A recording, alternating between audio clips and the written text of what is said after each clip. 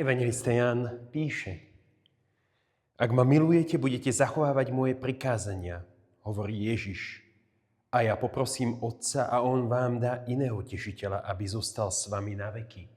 Ducha pravdy, ktorého svet nemôže prijať, lebo ho nevidí ani nepozná.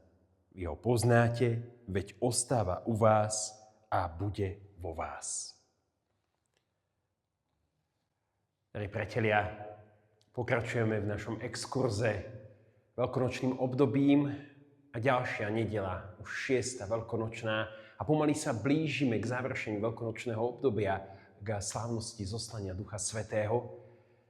Nedeľa, kedy Ježíš vo svojej rozlúčkovej reči, to znamená po tom, čo večeral so svojimi učeníkmi, v tejto reči hovorí mnohé skutočnosti a teraz v tejto stati, ktorú počúvame túto nedeľu, dáva jeden veľký prísľub.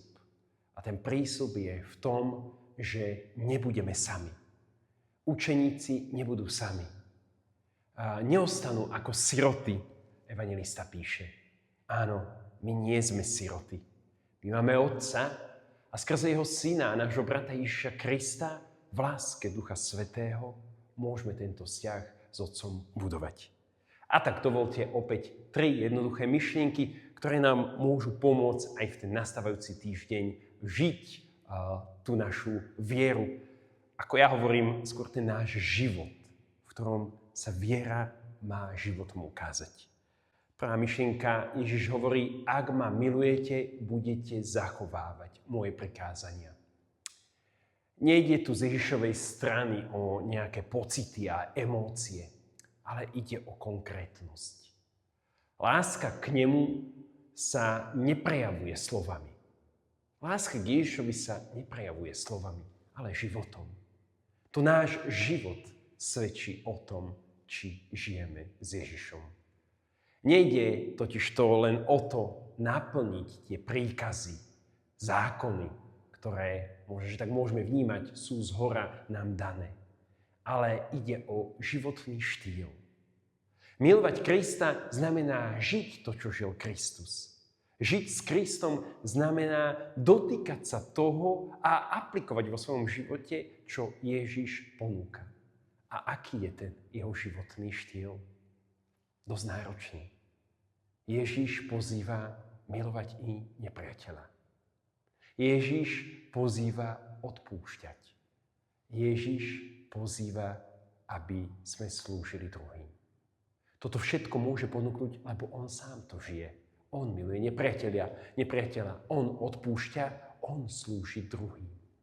A teda nejde tu o vieru v Boha, ale ide tu, ako sa táto viera prejaví v mojom živote. A toto je prvá myšlienka.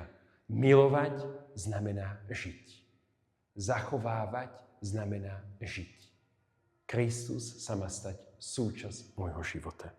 Života, ktorý je žitý. Ktorý je, ako ja častokrát hovorím, slávený. A tým pádom ten život prináša ten pokoj, ktorý z mŕtvych stálych dáva. Druhá myšlienka je práve ten prísľub, že Ježiš zosiela Ducha Svätého, tešiteľa, paráklito. To Otec dáva tohto tešiteľa skrze Ježiša Krista. Kto je tento paráklito? Kto je tento tešiteľ? To je ten, ktorý zostáva s nami. To je ten, ktorý stojí pri tebe.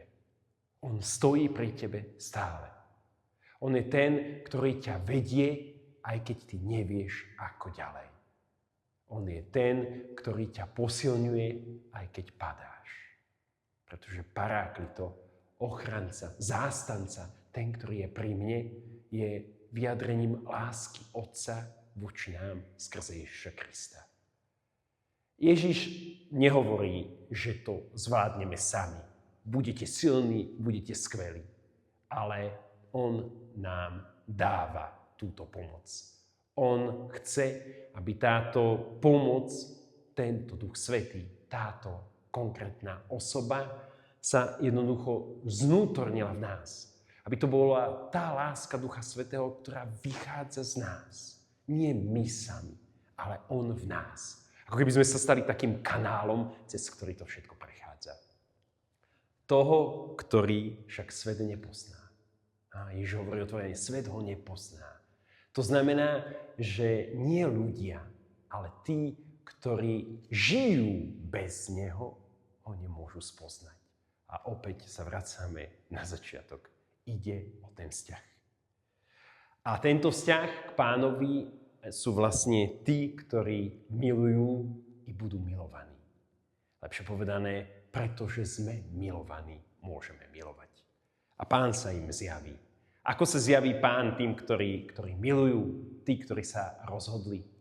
To, že žijeme s Pánom a možno vnímať jeho prítomnosť, sa deje v udalostiach nášho života, konkrétneho života, v ľuďoch, ktorí sú okolo nás.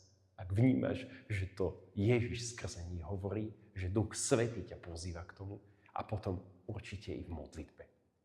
A teda, ak by sme to celé mohli uzavrieť, láska ku Kristovi sa rovná konkrétny život, konkrétne skutky, nie slova, ktoré rozprávame. A nezabúdajme, nie sme na to sami, lebo Duch Svätý, Tešiteľ, je s nami. On nám pomáha. A teda nie sme siroty. Nech nastávajúci týždeň sa odhodláme ešte viac vstúpiť do tohto vzťahu s Kristom, do konkrétneho, reálneho života. Lebo k tomuto nás pozýva Otec skrze Krista v Duchu Svetom, Tešiteľovi a láske.